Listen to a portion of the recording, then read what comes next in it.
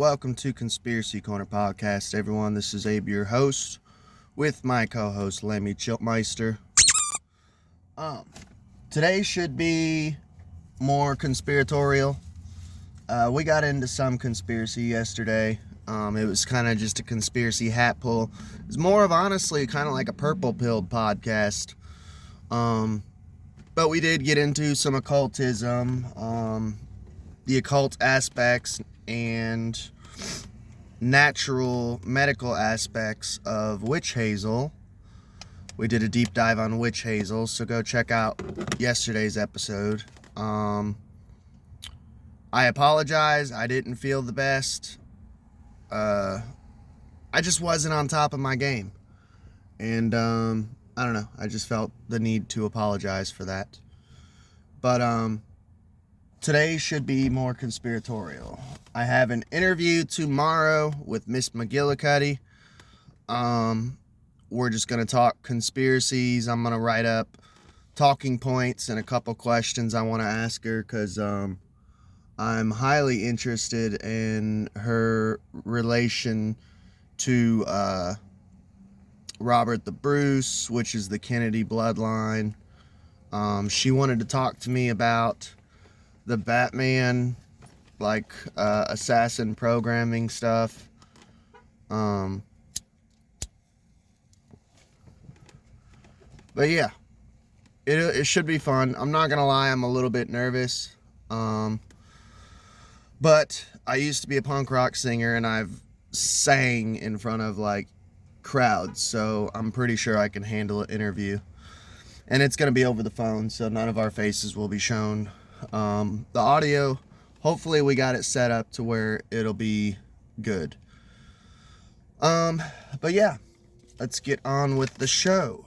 So yeah, if you want to, go say a prayer for me, just that my nerves aren't shot. But yeah, dude, yesterday, man, I was just dragging. I have not been sleeping well lately. I've been getting about 4 hours, maybe 5 hours of sleep, every night this week, and it just fucking blows, man. And that shit catches up on you. Yesterday, it's nothing drug related or anything, so don't freak out, but yesterday it was I'm using power lifts and shit, the power jack, and dozing off. I'm this is dangerous, man. So I went home, got weird with the missus, and literally just passed the fuck out. Which, by the way, I started taking something new because my family has testicle problems, and when we hit our 30s, it starts affecting erectile dysfunction, basically. This shit, and I'm taking it mostly for the zinc. I got it on discount, so if you're having ED problems, take this shit, zinc. But the magnesium and the calcium should be pretty good for you too. I'm not trying to be gross or weird, but let me just say, yeah. But gonna take a L-theanine real quick and we'll get on with the show.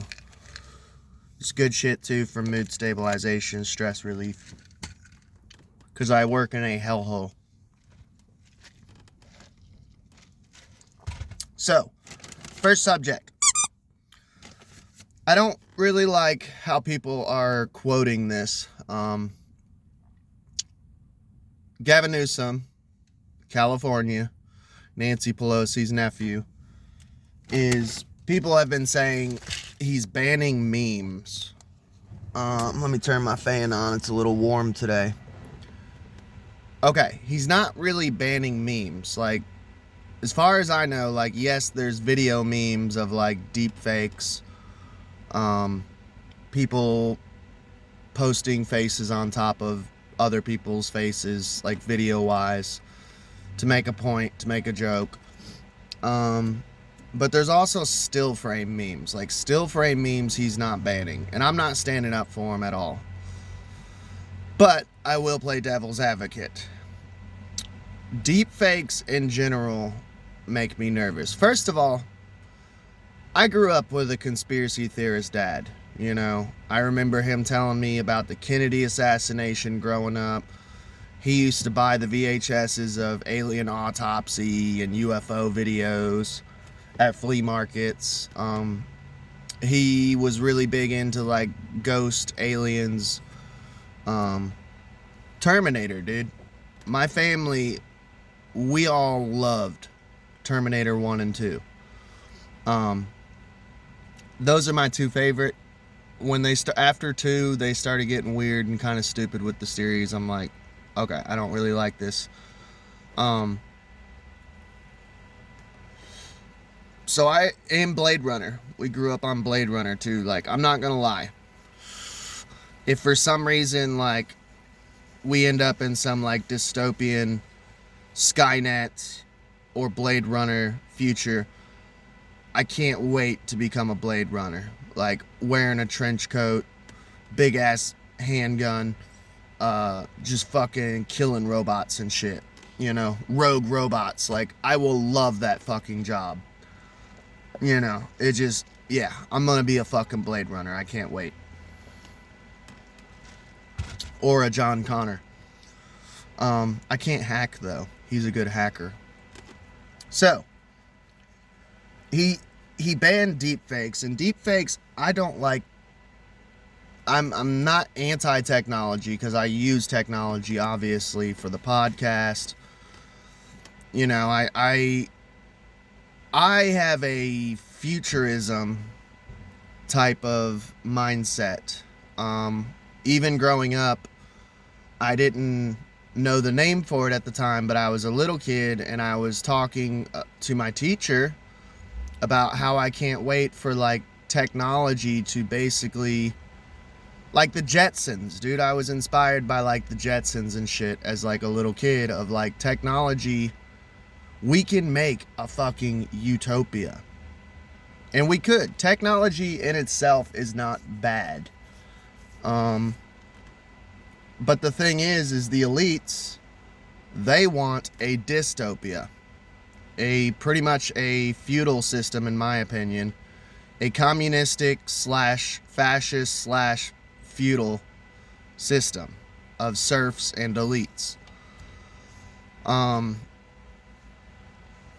we could have a utopia, but they're going to turn it into a dystopia. It's like they took 1984, Terminator, Blade Runner, Philip K. Dick, and we're just like, yeah, let's do that. Let's do what we're not supposed to do, because we're evil scumbags.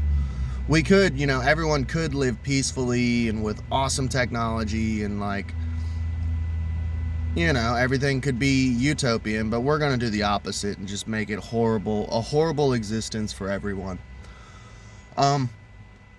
Deepfakes freak me out, because for one, they can be used against us. Like, and they have gotten so fucking good with this deepfake shit. I'm not gonna lie, dude. Some of it, I can't tell the difference. Like, technology in general, I noticed it was getting insane, because I've always been a ufologist. And it's getting insane. I can't tell the difference anymore. I used to be able to do it. Like, I remember growing up, and we went to the movie theaters and we watched Star Wars Episode 1. And my dad said, he leaned over and he said, look at all that CG and stuff, which we called it CGI back then. Now they just call it CG. I wonder why they took the I off, really. And he was like, you see that, son? Like, it's gonna get so insane in the future that right now it looks like kind of cartoonish, you know. He said you can tell the difference. They call it the uncanny valley. Your brain can go, that's not real, that's not natural.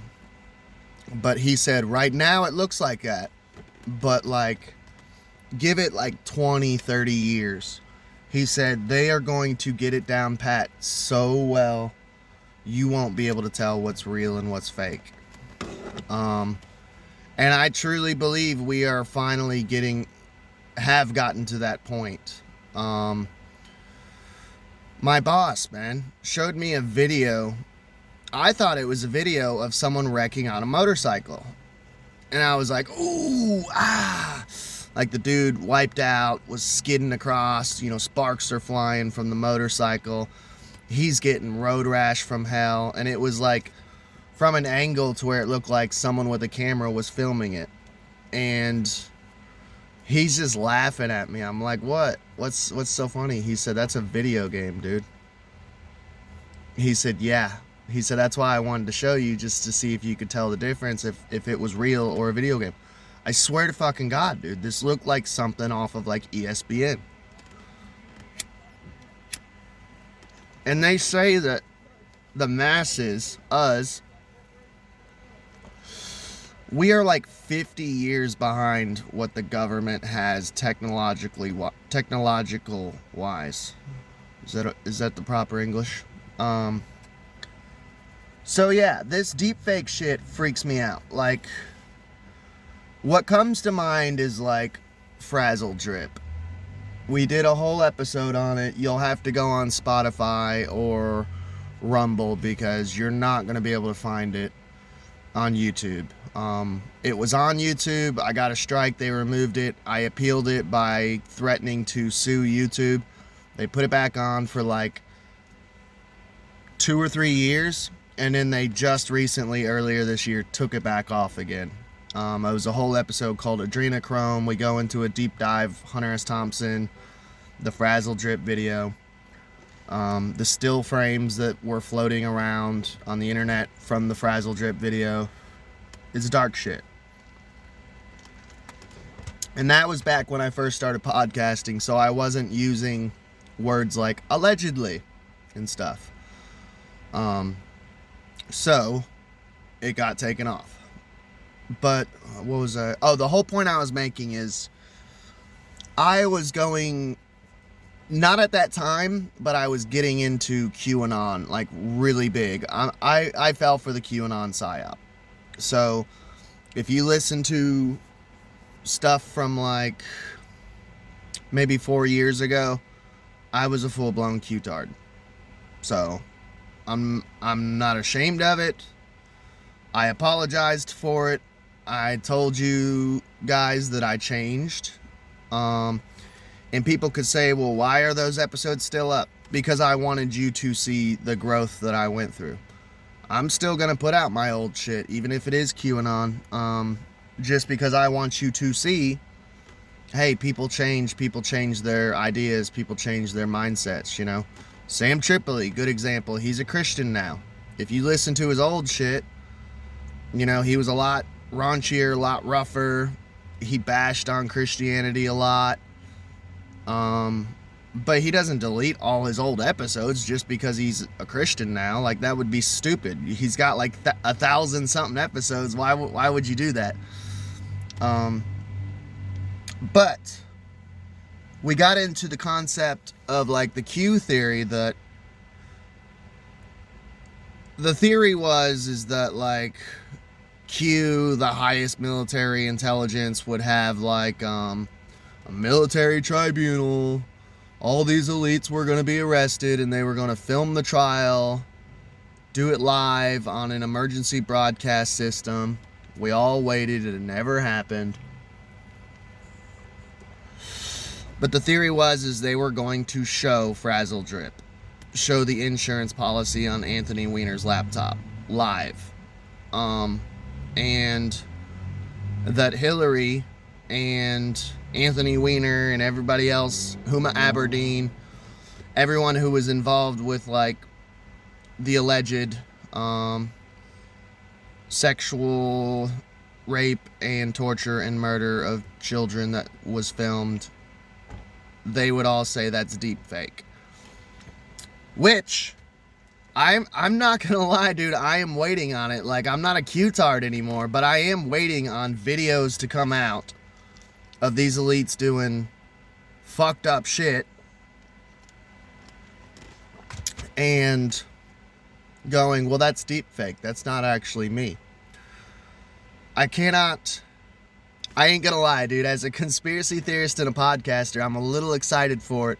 Of the first criminal case where someone goes, no, that's not me, that's deepfake. It's such a strange and exciting time.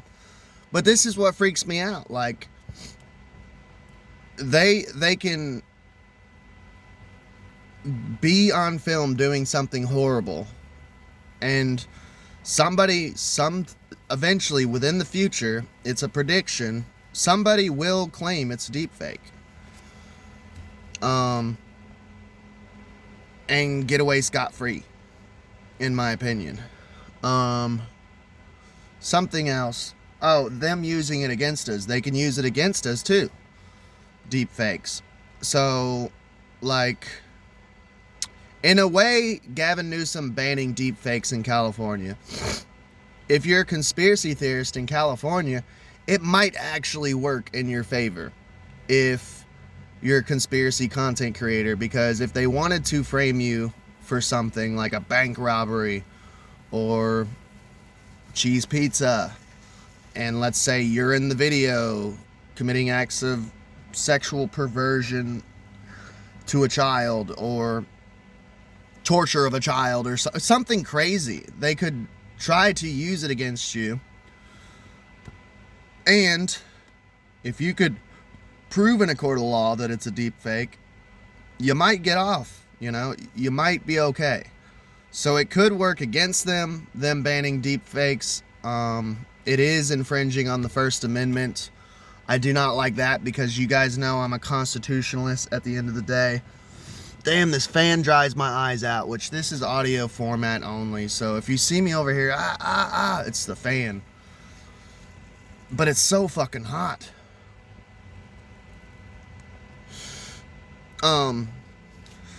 That's my concern, is that they'll use it against us. Like, oh, you're saying too much on your little podcast, little Jimmy. We're gonna just make a fake video of you torturing a minor and sexually assaulting a minor, and just deep fake your face over fake video or whatever, because it's gotten to the point you can't really tell. Ufology, man. Even just CGI in general, what people can do in their mom's basement, and I'm not making fun of people. Well, I kind of am, because if you're making fake UFO videos, fuck you, you suck. Unless you're just doing it for fun and telling people it's fake. But like Third Phase of Moon, Secure Team 10, they used to put out the most amazing fucking UFO videos. And I would look at it and be like, oh my God, this is fucking amazing. I'll never forget, there was one, it was this black dude, he was a farmer. And he had like a blue spacecraft. Well, there was a red spacecraft and it was fucking with him. And he like felt like an evil presence, and he felt like this was a bad one. And then a blue one came by and like ran it off and like saved him from this red evil spacecraft. But the still frame pictures and the videos of it were amazing. And like, I just remember showing like a very skeptical friend of mine, and he's like, dude, that's all CG. And I'm like, how can you tell? Because I used to be really good at telling CG and reality, but it's gotten to the point where it's so fucking well done. And I didn't want to just take his word for it. Like, I still believe the story, I still believe the footage. But at the same time, it makes it so fucking hard as a ufologist, because if you start losing credibility when you get someone who's like, dude, that's clearly CG, and I can't tell. I'm like, dude, this is real, man. Like, it sucks for the ufology community. I don't know. There's a Chinese curse / blessing that I like Sam Tripoli talks about. May you live in strange and interesting times. And it's definitely strange and interesting times. Do I like that Gavin Newsom is infringing on the First Amendment? No. But I play devil's advocate. I see both sides. These are just my general concerns for deep fakes in general. Let's get on with the next subject. So, I discovered, I listened to a podcast called My Family Thinks I'm Crazy. So shout out to them. Go check them out. Tell them who sent you, because I'm always trying to get either a shout out or trying to get that other creator to check out my shit and go, I want to have this guy on the show. So you're helping me if I ever rattle off a podcast that you don't know about, go check them out, and then like try to give me a shout out. I'm trying to get my foot in the door, dude. Which I'm getting interviews set up now, which is pretty fucking cool. I've already got like 2 or 3 lined up, which is exciting. My podcast is finally starting to get fucking interviews. So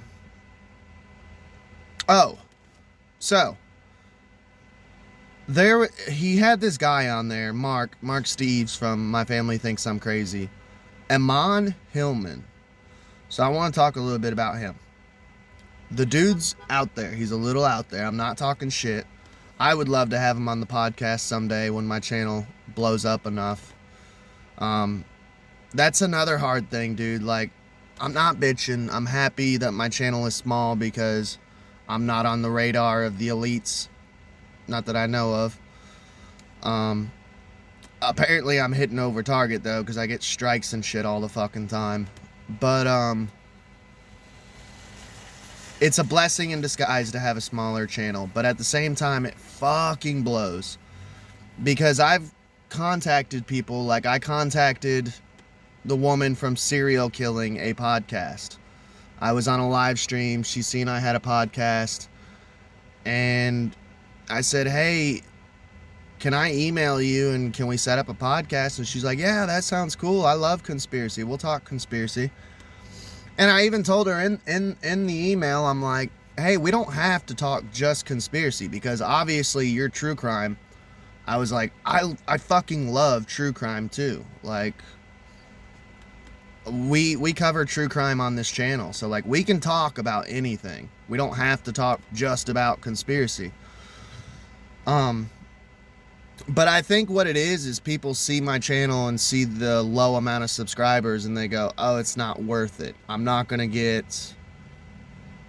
Because that's... When you podcast, you're not getting paid to go on other people's podcast.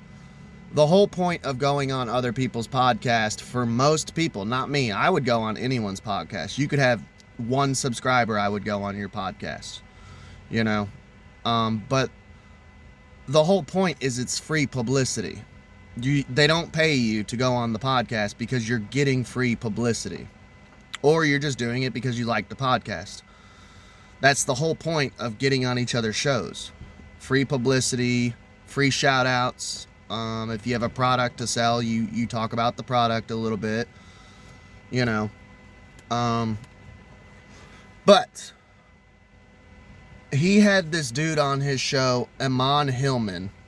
Go check out Ammon Hillman. I don't know, man. He's got some weird fucking energy. The way he acts is strange, and I'm not making fun of him because I used to do a lot of drugs, so I'm real twitchy. I got tics, you know. I still get accused of being on drugs because that shit is permanent. I was having this conversation with my mother-in-law yesterday about how much it fucking sucks, and you don't get a warning enough of, like, people think when you do hardcore drugs, especially like amphetamines or speed, heroin, whatever, when you do hardcore drugs, they do not warn you that there are physical side effects that are permanent, like never go away. And I think we should definitely emphasize that more when we tell our children, hey, don't do drugs, because most people, and I fell for it, most people go, oh, these tics and twitches and that started while I'm doing this drug and I'm doing this drug, they'll go away when I stop doing this drug. Nope. They are permanent, my friend. I still chatter my teeth because I used to do Klonopins. To this day, I still... My wife will catch me doing it. And she'll tell me, like, when it's getting worse, when it's going away for a while. And I just sit there, and it's probably part of the reason my teeth are so fucking bad, man. Chattering them. But, so he's kind of a weird dude like that. Like, I think he fucked around with some hard shit. But dude, he is so fucking knowledgeable on the Greek Septuagint, which is the Greek translation of the Bible. And he gets into some dark shit that Jesus is not the dude you think he is. That basically, in the Septuagint, I'm not saying I believe this, so don't go in the comments and fucking destroy me. I'm not saying this is my belief, but this guy says that in the Septuagint, Jesus is basically like a pimp. The 12 disciples were 12 disciples. Yes, 12 disciples. Apostles. I was trying to say disciples and apostles at the same time, which they are both. They were children. Jesus was a drug user. He was into like a mystery school, a Greek mystery school of like mutilating boys' genitals, raping little boys. Dark fucking shit. And I've heard kind of tidbits of this theory that Jesus was a pedophile through a book called Holy Blood, Holy Grail by Michael Bygent. It's actually an amazing fucking book. It's been proven a hoax, like as far as like the Pierre Plantard, and yes, that's his last name, Plantard, being an offspring of Jesus. That's all been kind of debunked. But the book itself is super deep. If you can ignore that segment of the book, he puts out a lot of good information on like the Cathars, the possibility of there being a royal bloodline of Jesus, Merovingian bloodline. Puts out a lot of good information on the Merovingians, puts out a lot of good information on the Cathars, puts out a ton of good information on the Templars and Baphomet worship. Yeah, it's a deep fucking... It's dense, man. It's not that long. It's like this thick. So, I mean, it's long, but it's not. But, man, like, you have to keep a pen next to you because I underline stuff and put little stars next to it and little notes. That whole book, every 2 seconds, I'm like... It looked like a maniac owned that book. Holy Blood, Holy Grail. So it gets into the theory that Jesus was a homosexual pedophile. But anyways, the whole point I was making was it turned me on to this dude, Ammon Hillman. So I was going through Ammon Hillman's videos. And a recent video popped up. And I know it's recent because Russell Brand just converted to Christianity. And this was the whole point I was trying to get to was he went on InfoWars with Alex Jones. And he was praying with Alex Jones. He said, "Can we pray before we do this?" You know. And so Alex is like, "Sure." Mm-hmm. And he's sitting there with his eyes closed. And he goes, "Okay, let's pray. Lord Jesus, blah, blah, blah, blah, blah, blah." And he's going on and on and on. Alex, in the middle of the prayer, you could see him. His face is on camera. He just goes,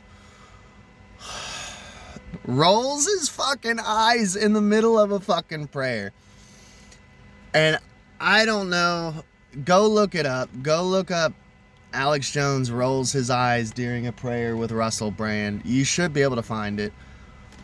I thought it was hilarious because as someone who's anti-Christian, like... my mom would drag me into the kitchen like like every Thanksgiving. And I would try to just sit out there and smoke. Because, like, look, I'm not a Christian. I'm an occultist. I'm a witch. I don't want to pray to Yahweh, Jehovah, Jesus, because I'm not sure if he's a pedophile or not. I just don't want to be a Christian because there's a lot of nasty, negative, weird shit involved in it. So, like, I would try to hide out there and just smoke. And then when they were done praying, I would come in, you know. And little did she know, like, I was out there praying too. The smoke rising, I pray like a Native American, you know. There's a prayer. Going up to the Great Spirit. That was a prayer for you guys. I love you all. That was that you have a good day tomorrow. That was my prayer that just went up. I was praying for my food already out there. I just wasn't praying to Jesus, who could be a pedophile, and I wasn't praying to Jehovah, his psycho fucking father, who tells you to rape, murder, and all sorts of weird fucking psychotic shit. So, I don't know. I found it funny that Alex Jones rolled his eyes during a prayer. And Alex Jones is supposed to be like a Christian and shit. Like, he's prayed on his show many a times. Yeah, go check it out. But I hope you enjoyed the episode. We covered 2 subjects. Well, technically kind of 3. I went on a side rant about Ammon Hillman. Go check him out. Tell him who sent you. Gavin Newsom banning deepfakes in California. Are you for or against it? Let me know your opinions. I'm kind of in the middle of the road on that one. Alex Jones rolling his eyes during a prayer with Russell Brand. And we got into Ammon Hillman. And is Jesus a pedophile? Alright. Y'all have a good day. Please like, share, and subscribe.